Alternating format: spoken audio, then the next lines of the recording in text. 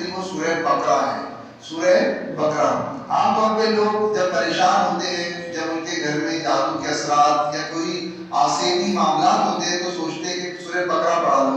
سورہ بقرہ کی شان یہی ہے کہ جس گھر میں سورہ بقرہ پڑھی جاتی ہے اللہ شیطان اور اس کی ذریت سے اس گھر والوں کو محفوظ فرما دیتا ہے۔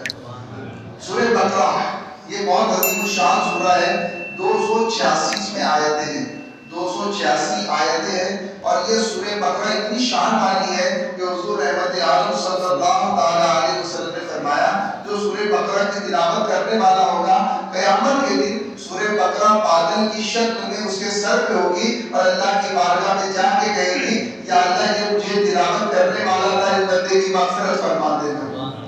حضور صلی اللہ تعالی علیہ وسلم نے ابو ہریرہ رضی اللہ تعالیٰ عنہ کو مال غنیمت پر پہرا دینے کے لیے بٹھایا۔ حضرت ابو ہریرہ رات کے وقت میں پہرا دیتے دیتے کسی طرح سے وہ سو گئے۔ چور آیا اور چور نے مال غنیمت میں سے چرایا اور بھاگنے لگا۔ حضرت ابو ہریرہ نے اس کو پکڑا اور پکڑ کر کے جاگے پکڑا اور پکڑ کر کے اس کو کہا کہ میں تجھے حضور کی بارگاہ میں پیش کرتا ہوں۔ تو اس نے کہا میں بہت غریب ہوں، منت سماجت کرنے لگا۔ حضرت ابو ہریرہ نے چھوڑ دیا۔ صبح ہوئی، حضور صلی اللہ تعالی علیہ وسلم نے حضرت ابو ہریرہ سے پوچھا ابو ہریرہ تیرے چور کا کیا ہوا؟ کہا حضور آپ حضور صلی اللہ تعالی وسلم کو کس نے بتایا نہیں، پتا چلا کہ اللہ نے اپنے محبوب کو علم غیب عطا فرمایا ہے کہ اللہ اپنے محبوب کو ساری باتیں بتا دیتا ہے۔ حضور نے جب پوچھا کہ ابو ہریرہ تیرے چور کا کیا ہوا تو کہا حضور وہ بہت گڑاتا تھا، اپنی پریشانی سناتا تھا، میں نے اس کو چھوڑ دیا۔ دوسرے دن میں ایسی ہوا، تیسرے دن میں ایسی ہوا۔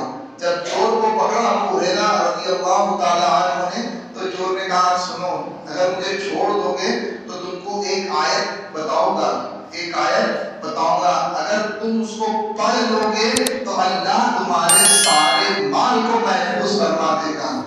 تو کہا کون سا مال، کون سی آیت؟ تو کہا سورہ بقرہ کی آیت آیت الکرسی، جو اس کو پڑھ لے گا اللہ اس کی برکت سے چوری سے، لٹنے سے، کٹنے سے، برباد ہونے سے اس کے مال کو محفوظ فرما دے گا۔ جب یہ اس نے کہا تو ابو ہریرہ نے اس کو چھوڑ دیا۔ جب یہ حضور کی بارگاہ میں حاضر ہوئے حضور نے مسکرا کے پوچھا ابو ہریرہ رات والے چور کا کیا ہوا؟ کہا حضور اس نے مجھے ایک آیت سکھائی ہے۔ حضور نے کہا کیا کہا؟ تو کہا حضور اس نے کہا سورہ بقرہ کے اندر جو آیت الکرسی ہے اگر اس کو کوئی پڑھ لے گا تو اللہ اس پڑھنے والے کے مال کو محفوظ فرما دے گا۔